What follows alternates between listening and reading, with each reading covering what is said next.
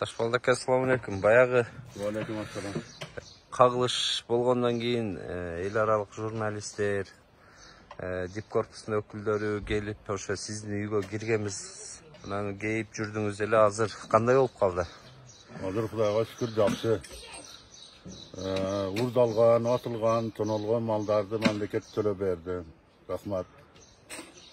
Президентибиз, өкмөт башчыларга рахмат. Мына үйлөрдү ham жакшы кылып бүтүрүп берип атат. Кетип калды акырыга.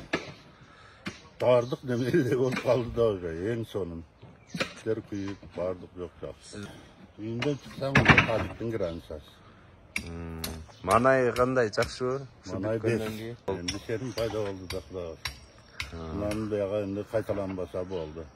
Мына заборуңузду да оңдотуп атасызбы? Заборду мамлекет коюп берип атат.